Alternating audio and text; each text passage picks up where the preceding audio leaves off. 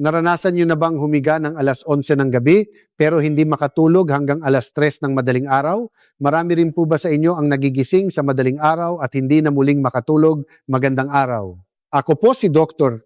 Rodrigo Lim, isang neurologist at direktor ng isang sleep clinic. 5 taon na ang nakalipas, isang lola na nagngangalang Corazon mula sa Cebu ang lumapit sa akin. Sa loob ng 30 taon, uminom siya ng sleeping pills pero 2 oras lang ang tulog niya sa isang araw. Sinubukan na niya ang lahat mula sa mga unan na nagkakahalaga ng libu-libong piso mga herbal na gamot hanggang sa meditation pero wala pa ring epekto. Minsan, nakakalimutan na niya ang pangalan ng kanyang apo at sumuko na ang kanyang pamilya sa pag-aakalang nagsisimula na ang kanyang demensya. Ngunit sinabi ko sa kanya na subukang ilagay ang isang bagay na ito sa ilalim ng kanyang unan. Nang gabing iyon sa unang pagkakataon sa loob ng 30 taon, nakatulog si Lola Corazon nang mahimbing sa loob ng 7 oras. Pagkalipas ng 3 linggo, tuluyan na niyang itinigil ang pag-inom ng sleeping pills. Sabi niya, "Doktor, parang luminaw ang isip ko at bumalik ang talas ng memorya ko." Mas mabisa pa ang paraang ito kaysa sa mga sleeping pills na nireseta ko sa loob ng 30 taon. Ang ginamit ni Lola ay ang numero 1 paraan sa 5 natuklasan ko. Isa-isahin nating talakayin mula sa pang-5 at ipapaliwanag ko kung bakit ang numero 1 ang pinakamabisa. Kung panonoorin niyo ang video na ito hanggang sa huli, mawawala ang inyong insomnia sa loob ng 3 linggo at makakatulog kayo na parang hinimatay sa sandaling ilapat niyo ang ulo sa unan. Libre lang po ang pag-subscribe at pag-like. Isang pindot lang at mabilis niyong matatanggap ang mga impormasyong pangkalusugan. Mangyaring i-comment din kung anong oras kayo karaniwang natutulog. Sige, magsimula na tayo. Magsimula tayo sa pang-5. Tandaan, ang paraan na ibabahagi ko sa pangatlong pwesto ay napakahalaga na dapat ninyong malaman. Maraming tao ang nahihirapan gabi-gabi dahil hindi nila ito alam. Ang pang-5 ay piraso ng uling. Oo, uling. Baka isipin nyo, yung uling na ginagamit sa pag-iihaw. Tama po kayo. Yun nga pong uling. Isang piraso ng uling na malinis at tuyo ay sapat na. Mga kaibigan, naranasan nyo na ba to kapag natutulog sa gabi? Nagising dahil barado ang ilong nauuhaw at naghahanap ng tubig o parang may amoy kulob ang unan nyo? Isa iyan sa mga dahilan kung bakit hindi kayo makatulog. Noong nakaraang taon, isang 68 taong gulang na lola si Aling Erlinda mula sa Maynila ang nagpatingin sa akin. "Doktor, barado ang ilong ko kaya nagigising ako sa gabi. Hirap akong huminga. At pagkagising ko sa umaga, makati ang lalamunan ko. Nang suriin ko siya, wala siyang rhinitis o anumang problema sa ilong. Bakit kaya barado ang pakiramdam niya? Ang problema ay nasa hangin sa paligid ng kanyang unan. Habang humihinga tayo sa gabi, naiipon ang moisture sa paligid ng unan. Doon naman nag-iipon ng alikabok at bakterya. Ito ang nagiging sanhi ng iritasyon sa ilong at lalamunan na nakakaistorbo sa pagtulog. Para kang natutulog sa isang maalikabok na kwarto. Bakit epektibo ang uling? Ang uling ay may milyon-milyong maliliit na butas na hindi nakikita ng mata. Alam nyo ba kung gaano karami? Kung ilalatag ang lahat ng butas sa isang piraso ng uling, aabot ito sa laki ng 3 football field. Ang mga butas na ito ang sumisipsip sa masamang amoy moisture at alikabok sa buong gabi. Para kang may air purifier na nakabukas sa tabi ng unan mo. Sinabi ko kay Aling Erlinda na balutin ang isang malinis at tuyong piraso ng uling sa panyo at ilagay sa tabi ng unan. Pagkalipas ng 1 linggo, tumawag siya. "Doktor, ang galing, guminhawa ang paghinga ko at naging mahimbing ang tulog ko. Kahit sa umaga maganda na ang pakiramdam ng lalamunan ko." Mga kaibigan, hindi lang ito kwento ni Aling Erlinda. 6 sa 10 nakatatanda ang nagigising sa gabi dahil sa problema sa ilong o lalamunan. Pero karamihan ay iniisip na, siguro dahil lang ito sa pagtanda. Hindi po, isang piraso ng uling lang ang solusyon. Hindi ito gamot at hindi rin mahal. Sa palengke, makakabili ka nito sa halagang humigit kumulang 15 piso. Mas mura pa sa isang tasa ng kape. Madali lang din itong gamitin. Una, maghanda ng maliit na piraso ng uling. Pangalawa, balutin ito sa isang manipis na panyo o maliit na bag na tela para hindi kumalat ang pulbos nito. Pangatlo, ilagay ito sa ilalim na bahagi ng unan. Ang epekto nito ay tumatagal ng halos 1 buwan. Pagkatapos ng 1 buwan, palitan ito ng bago. May isang paalala, huwag idikit ang uling mismo sa unan dahil maaring mag-iwan ito ng itim na pulbos kaya siguraduhing balutin ito sa tela. At dahil sumisipsip ito ng moisture, mas maganda kung ibibilad ito sa araw, minsan sa 1 linggo. Ngunit mga kaibigan, hindi sapat ang uling lang. May mas mabibisang paraan pa. Magugulat kayo sa mga susunod mula sa pang-4 na pwesto. Lalo na ang numero 1, ito ang pinakamabisang paraan na natuklasan ko sa aking 30 taon ng paggamot sa libu-libong pasyente. Kahit ang numero 1 lang ang gamitin ninyo, matitigil nyo na ang pag-inom ng sleeping pill sa loob ng 3 linggo. Ano naman ang pang-4? Ang pang-4 ay 3 piraso ng pinatuyong jujube. Jujube. Baka itanong nyo, iyon ba yung nilalagay sa mga herbal na sabaw? Tama? Iyon nga, naranasan nyo na ba to? Okay ka naman sa umaga pero paghiga mo sa gabi lahat ng alalahanin ay biglang sumusulpot. Okay kaya ang resulta ng check-up ko bukas? Kumusta na kaya ang mga anak ko? Magkano na naman kaya ang babayaran sa kuryente? Hindi ka makatulog dahil sa ingay sa isip mo, tama? Ganyan-ganyan ang dinaranas ni Lola Pachita, 71. Taong gulang mula sa Davao. Doktor, maayos naman ako sa umaga pero pagdating ng gabi bigla akong nababalisa. Sunod-sunod ang mga alalahanin sa isip ko.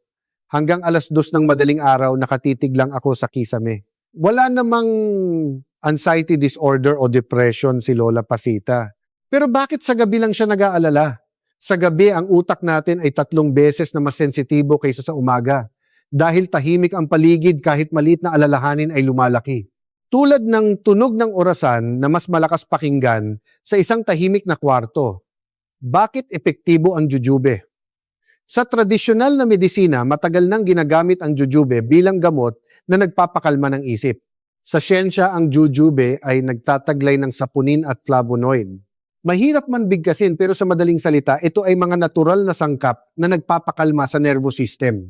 Kapag naamoy mo ang matamis na halimuyak ng jujube mula sa ilalim ng iyong unan, nakakatanggap ang utak mo ng senyales na okay na. Tigilan na ang pag-aalala at magpahinga na. Para kang hinahaplos sa ulo ng iyong ina. Nung bata ka pa, nakakaramdam ka ng kapayapaan.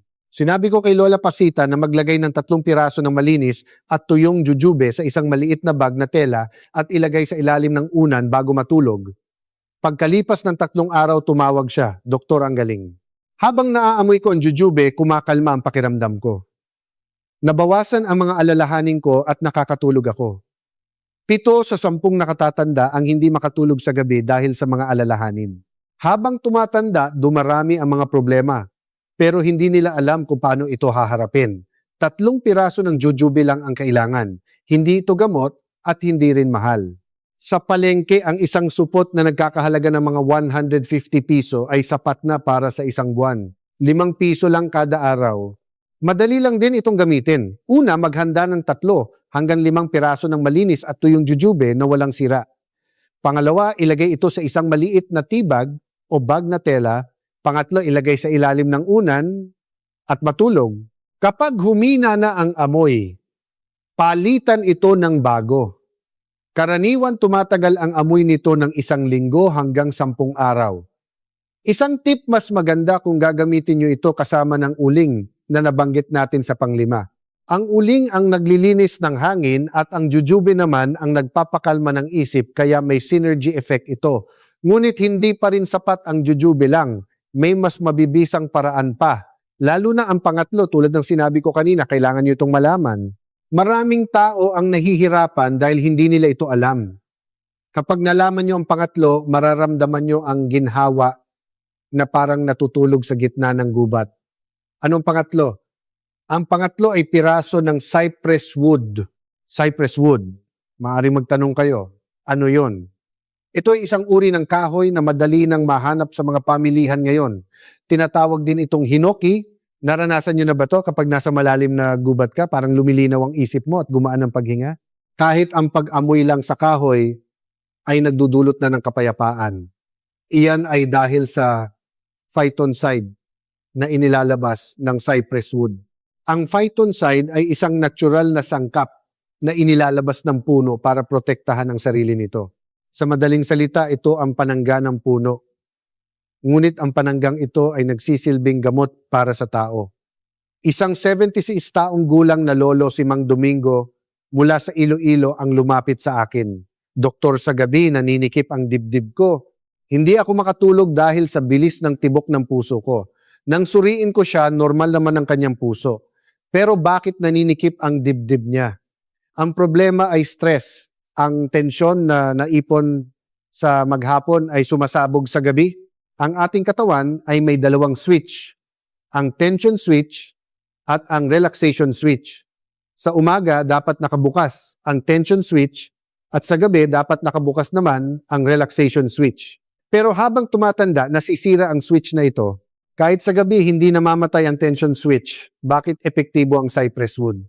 Ang amoy ng cypress wood ay may kakayang pilit na patayin ang tension switch at buksan ang relaxation switch sa ating katawan. Sa isang pag-aaral na patunayan na ang pag-amoy sa cypress wood ay nagpapababa ng stress hormone sa kalahati at nagpapatatag ng blood pressure. Mas kahanga-hanga ang mga numero. Ang mga taong umamoy ng cypress wood ay bumaba ang heart rate mula 80 beats per minute sa 60 sa loob lang ng 30 minuto. Ang epekto ay parang nagme-meditate ka sa gitna ng gubat. Binigyan ko si Lolo Domingo ng isang maliit na supot na naglalaman ng mga piraso ng cypress wood. Sinabi ko sa kanya na ilagay ito sa loob ng unan o sa ilalim ng unan kung saan nakapatong ang ulo niya. Pagkalipas ng 1 linggo, bumalik siya. Doktor, ang galing. Habang naaamoy ko ito, gumaan ang pakiramdam ng dibdib ko at nakakatulog ako. Para akong natutulog sa gitna ng gubat. 8 sa 10 nakatatanda ang hindi makatulog sa gabi dahil sa tensyon. Hindi nila alam kung paano pakakawalan ang stress na naipon sa maghapon. Isang supot ng cypress wood lang ang kailangan. Hindi rin to magastos. Sa palengke, makakabili ka ng isang maliit na supot sa halagang humigit kumulang 250 piso kapag nabili mo na tatagal ito ng 6 na buwan. Wala pang 2 piso kada araw. Madali lang din tong gamitin. Una, humanap ng maliit na supot na naglalaman ng cypress wood cubes o piraso. Pangalawa, buksan ng kaunti ang unan at ihalo ito sa loob o ilagay sa ilalim ng unan kung saan nakapatong ang ulo. Pangatlo, kapag humina na ang amoy, wisikan ito ng kaunting tubig, muling lalabas ang amoy nito. At mangyaring ibahagi ang inyong mga saloobin sa comments. Sa 3 paraan na naibahagi ko, alin ang pinakagusto nyo? Malaking tulong sa akin ang inyong mga opinyon. Ngunit, meron pa tayong pangalawa at numero 1. Sa totoo lang, ang pang-5 hanggang pang-3 ay panimula pa lang. Ang tunay na mabisa ay ang pangalawa at ang numero 1. Lalo na ang numero 1, ito mismo ang paraan na itinuro ko kay Lola Corazon. Ito ang paraan na nagpabago sa isang 91 taong gulang na lolo sa loob lang ng 3 linggo. Ano ang pangalawa? Ang pangalawa ay isang binilot na tuwalya. Tuwalya. Yung ordinaryong tuwalya lang. Tama po. Yung tuwalya na meron sa bawat bahay, pero hindi ito basta-basta inilalagay. Naranasan nyo na ba ito? Paggising sa umaga, naninigas ang leeg nyo o naninigas ang balikat, kaya hindi nyo maigalaw ang ulo. O parang nababali ang leeg nyo dahil masyadong mataas ang unan. Iyan mismo ang dahilan kung bakit hindi kayo nakakatulog ng mahimbing sa gabi. Isang 69 taong gulang na lolo si Mang Cardo mula sa Quezon City ang lumapit sa akin. Doktor, nagigising ako sa gabi dahil sa sakit ng leeg ko. Paggising ko sa umaga, naninigas din ang balikat ko. Nang suriin ko siya, wala namang problema ang kanyang cervical spine. Pero bakit masakit? Ang problema ay ang taas ng kanyang unan. Isa sa mga nakatagong dahilan ng insomnia sa mga nakatatanda ay ang hindi tamang unan. Kung masyadong mataas ang unan, nababaluktot ang leeg kaya nananatiling tensyonado ang mga kalamnan sa leeg at balikat sa buong gabi. Para kang natulog na nakaupo sa silya, naninigas ang buong katawan. May mas malaki pang problema. Kapag nabaluktot ang leeg, nahaharangan ang daloy ng dugo papunta sa utak. Dahil hindi nakakarating ng maayos ang oxygen at nutrisyon, bumibigat ang ulo at nagiging mababaw ang tulog. Para itong hose na kapag binaluktot mo, hindi nadadaloy ang tubig. Bakit epektibo ang tuwalya? Kapag binilot ang isang tuwalya at inilagay sa ilalim na bahagi ng unan perpekto nitong nasusuportahan ang natural na curve ng ating leeg. Nawawala ang tensyon sa leeg at balikat kaya nakakapag-relax ang buong katawan. Nagiging maayos din ang daloy ng oxygen sa utak kaya't malaki ang iginaganda ng kalidad ng tulog. Mas kahanga-hanga ang mga numero. Kapag nasuportahan ng maayos ang leeg, tumataas ng 30% ang daloy ng dugo papunta sa utak. Alam nyo ba kung gaano kalaki ang 30% para itong isang kalsadang dating sarado na biglang binuksan? Sinabi ko kay Mang Cardo na bilutin ang isang ordinaryong tuwalya at isingit sa pagitan ng kanyang leeg at unan. Mula ng gabing iyon, nakatulog siya ng walang sakit sa leeg. Doktor, sa loob ng 30 taon, ngayon lang ako gumising na hindi masakit ang leeg ko. Magaan din ang balikat ko. 9 sa 10 nakatatanda ang nahihirapan dahil sa hindi tamang unan. Kahit bumili pa sila ng unan na nagkakahalaga ng libu-libong piso, hindi pa rin ito akma. Bakit? Dahil iba-iba ang haba ng leeg ng bawat tao. Ngunit ang tuwalya maari mong i-adjust ayon sa iyong katawan. Iyan ang kapangyarihan ng tuwalya. Wala kang gagastusin kahit 1 sentimo. Isang tuwalya lang sa bahay nyo ay sapat na. Mas epektibo pa ito kaysa sa custom-made na unan na libu-libo ang halaga. Ituturo ko sa inyo kung paano. Una, bilutin ang isang ordinaryong tuwalya. Simulan sa kapal na kasinlaki ng iyong braso. Pangalawa, gamitin ang dati mong unan at isingit ang binilot na tuwalya sa espasyo sa pagitan ng iyong leeg at ng unan. Pangatlo, humiga at igalaw ang ulo pakaliwa at pakanan. I-adjust ang kapal ng tuwalya hanggang sa maramdaman mong pinakakomportable ang iyong leeg. Iyan ang pinakamagandang custom-made na unan na walang gastos. Mga kaibigan, 4 na paraan na ang naibahagi ko. Uling jujube, cypress wood at tuwalya. Kahit ito lang magbabago na ang kalidad ng tulog nyo. Pero ang tunay na sikreto ay ngayon pa lang magsisimula. Oras na para ibahagi ang numero 1. Ang paraan na nagpatigil kay Lola Corazon ng Cebu sa kanyang 30 taong pag-inom ng sleeping pills. Ang pinakamabisang paraan na natuklasan ko sa aking 30 taon ng paggamot sa libu-libong pasyente, ang numero 1 ay isang bagay na tiyak na meron kayo sa kusina. Ano ang inaabangang numero 1? Ang numero 1 ay isang dakot ng hilaw na bigas. Bigas. Yung ginagamit sa pagsasaing. Tama po. Yung bigas na nasa lalagyan nyo sa kusina. Baka isipin nyo, pinapatulog mo ba kami sa sako ng bigas? Hindi po. Ito ay may mas malakas na epekto kaysa sa mga unan o gamot na libu-libo ang halaga.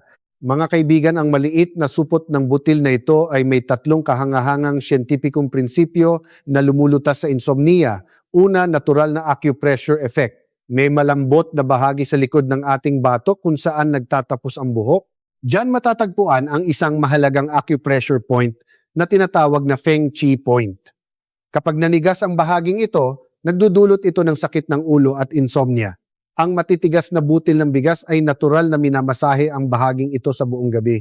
Natatanggal ang paninigas ng mga kalamnan sa leeg at balikat. Pangalawa, pinapalamig nito ang ulo. Alam nyo ba ang pinakamalaking sikreto sa pagtulog? Dapat malamig ang ulo at mainit ang paa. Ang mga butil tulad ng bigas ay natural na malamig. Sinasipsip nito na parang espongha ang hindi kinakailangang init sa ulo at batok sa buong gabi. Pinipigilan nito ang pag-init ng utak kaya't humihinto ang magugulong isipan at nakakapasok ka sa isang malalim na estado ng pahinga. Pangatlo, ang tunog na nagpapakalma ng isip. Ang kaluskos ng mga butil sa tuwing gumagalaw ka. Ito ay nagsisilbing white noise na nagpapatatag sa ating brain waves. Tulad ng agos ng tubig sa sapa, ang simple at natural na tunog na ito ay nagpapakalma sa isip. Bakit ito ang numero 1? Ang pang-5 hanggang pang-4 ay nakatuon sa isang problema, uling para sa hangin, jujube para sa alalahanin, cypress wood para sa tensyon, tuwalya para sa leeg. Ngunit ang supot ng bigas na ito ay sabay-sabay na nilulutas ang 3 pangunahing sanhi ng insomnia, naninigas na kalamnan, init sa ulo at maingay na isipan. Ito mismo ang ginamit ni Lola Corazon ng Cebu. Ito ang sikreto kung bakit natigil niya ang 30 taong pag-inom ng sleeping pills sa loob lang ng 3 linggo. Ganoon din ang nangyari kay Lolo Manuel, 74 taong gulang mula sa Palawan. Doktor, 20 taon na akong hindi makatulog sa gabi dahil sa sakit ng ulo. Nang bigyan ko siya ng supot ng bigas na wala ang sakit ng ulo niya sa loob ng 1 linggo at nakatulog siya ng mahimbing. Doktor, ano ito? Mahika ba ito? 10 sa 10 nakatatanda ang nakakakita ng epekto sa paraang ito dahil sabay-sabay nitong tinutugunan ang tatlong sanhi. Wala kang gagastusin kahit 1 sentimo. 1 dakot lang ng bigas sa bahay nyo ay sapat na. Ang gastos ay 0. Ituturo ko sa inyo kung paano una punuin ang isang malinis na supot na tela o medyas ng 1 hanggang 2 tasa ng hilaw na bigas. Pangalawa, itali ng mahigpit ang dulo para hindi tumapon ang bigas. Pangatlo, humiga gamit ang dati mong unan at ipatong ang supot ng bigas sa espasyo sa pagitan ng iyong leeg at ng unan. Maaring medyo hindi komportable sa una, pero tiisin nyo lang ng 3 araw. Pagkatapos ng 3 araw, hindi na kayo makakatulog kung wala ito. Isang tip mas maganda, kung gagamitin nyo ito kasama ng tuwalya sa pangalawang pwesto, ang tuwalya ang susuporta sa leeg at ang supot ng bigas naman sa ibabaw nito isang perpektong kombinasyon. At ilagay din sa ilalim ng unan ang pang-5 uling, pang-4 jujube at pangatlo cypress wood. Napakalakas ng synergy effect nito. Mga kaibigan, na ibahagi ko na ang lahat mula numero 1 hanggang pang-5. Kayo naman ang susunod.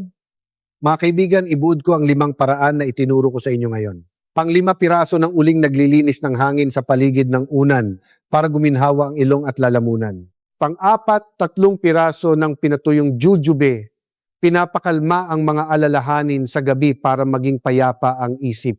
Pangatlo, supot ng cypress wood, pinapatay ang tension switch at binubuksan ang relaxation switch para makapag-relax ang katawan. Pangalawa, binilot na tuwalya, sinusuportahan ng maayos ang leeg para maging maayos ang daloy ng dugo papunta sa utak. Numero 1, 1 dakot ng hilaw na bigas. Sabay-sabay na nilulutas ang 3 pangunahing sanhi ng insomnia sa pamamagitan ng acupressure sa batok, pagpapalamig ng ulo at white noise effect. Ang 5 ito ay mga kayamanan na natuklasan ko sa aking 30 taon ng paggamot sa libu-libong pasyente. Mas mabisa pa ito kaysa sa mga unan na libu-libo ang halaga o sa sleeping pills. At halos wala kang gagastusin. Kung pagsasama-samahin lahat, marahil ay aabot lang ito sa 500 piso. At ito ang mas mahalaga, ang mga paraang ito ay hindi gamot. Ginigising nito ang natural na kakayahan ng ating katawan na matulog.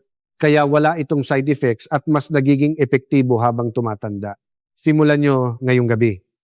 Sa una, subukan nyo muna ang numero 1, ang supot ng bigas.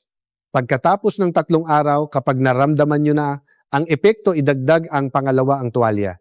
Pagkalipas ng 1 linggo, ilagay na ang lahat, mula pang-5 hanggang pang-3 sa ilalim ng unan. At ang inyong pagtulog ay tuluyang magbabago. Isipin nyo ang sarili nyo pagkatapos ng 3 linggo. Paghiga ng 11:00 ng gabi, diretso na ang tulog at hindi na magigising hanggang umaga at gigising na sariwa ang pakiramdam. Malinaw ang isip, bumabalik ang memorya at masigla sa buong araw. Nakikipaglaro sa mga apo, nakikipagtawanan sa mga kaibigan, at nakakapag-travel pa. Yan ang regalong gusto kong ibigay sa inyo. Sa kabilang banda, kung wala kayong gagawin, ano ang mangyayari?